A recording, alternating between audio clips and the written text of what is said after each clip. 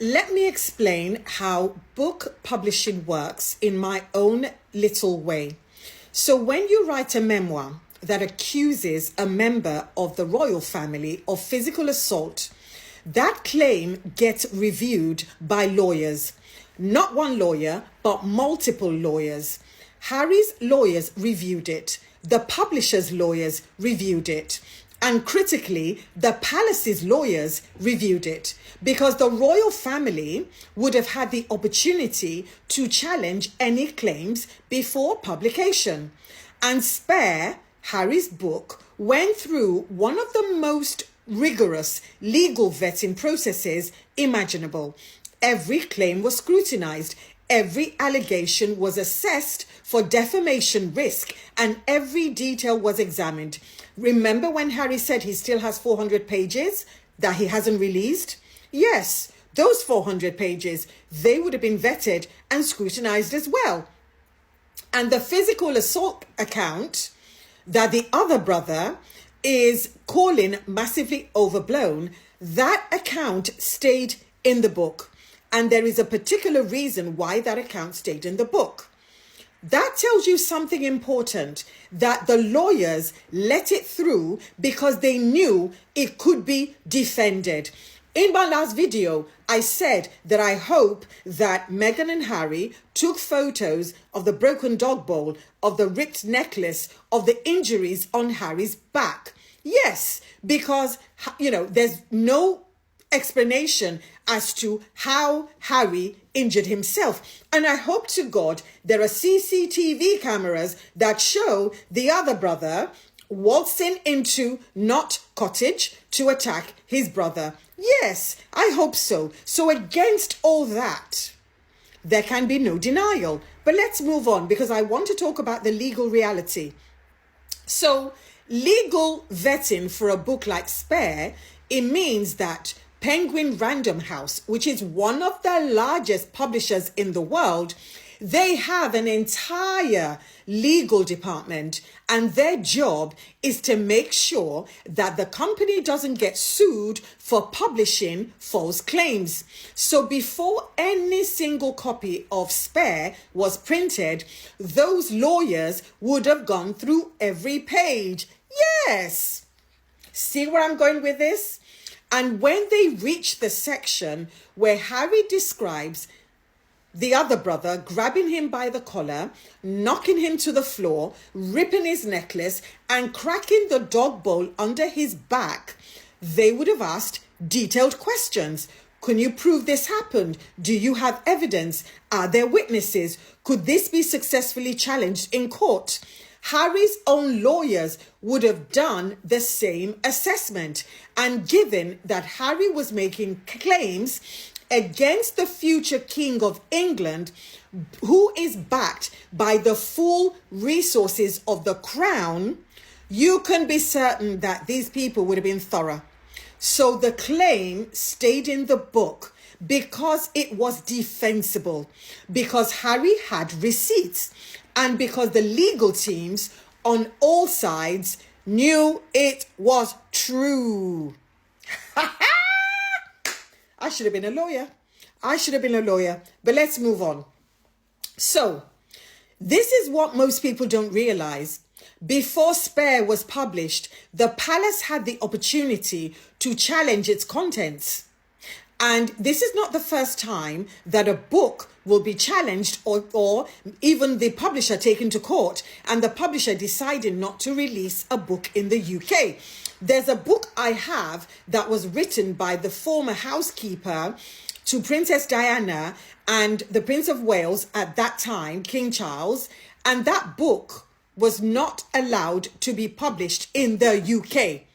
I got it from somebody else secondhand, from Australia or something, but I remember because I have that book. So if that's what's happened, if that's what happens in the publishing industry, you can imagine this book Spare would have not seen the light of day if there were claims in the book that couldn't be defended or were not true. So the palace could have said that the physical assault allegation is completely false, and if you publish it, we will sue. But they didn't. they could have provided evidence that contradicted Harry's account, because the other brother, he could have said, actually, this is not what happened. And knowing how they operate, he would have leaked his own account to the press before Spare came out.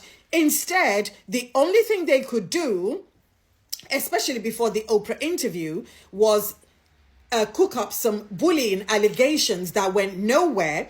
They claimed they did an investigation and somehow they got a report but refused to publish the report.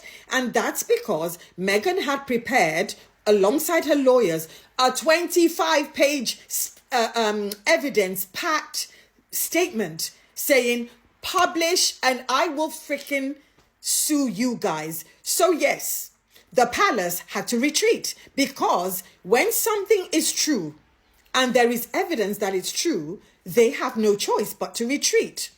So let's talk about something from the incident that gets overlooked. And Harry wrote that during or around the confrontation, when the other brother came over to his, that Meghan had told the other brother to kindly take his finger off her face. And she also told him to take his hands off her husband.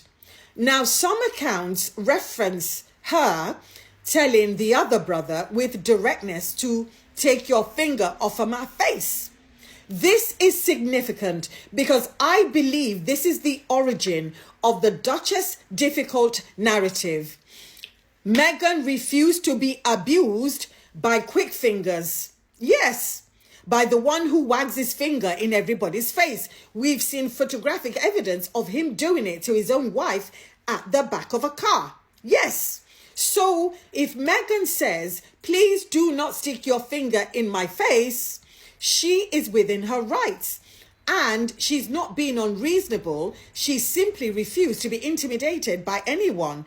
This is a woman who has spoken with world leaders before. She's spoken at the UN before. You are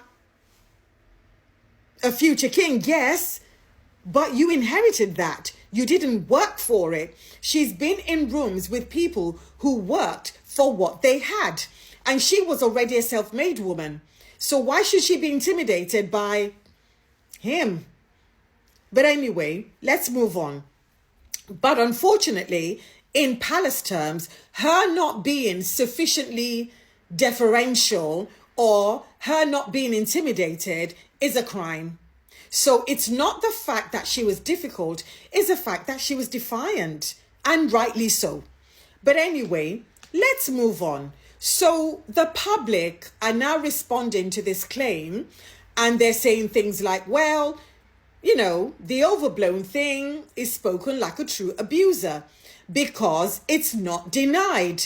And people are like, so Overblown is actually a confirmation that it's true, because a cheap shot will not have broken the dog bowl. And here is another thing that we've got to note, and I keep coming back to this, and we must keep coming back to this: the timing. The Epstein files are dominating the headlines, and Prince Andrew is facing calls for a criminal investigation. A trustee of the Royal Marsden has resigned over Epstein emails, and there are questions about who knew what, when, and how. So this is a distraction. And like I said, I will not be buying the book, because as far as I'm concerned, until the other brother comes out and addresses it himself, using anonymous sources is actually the cheap shot here. Yes.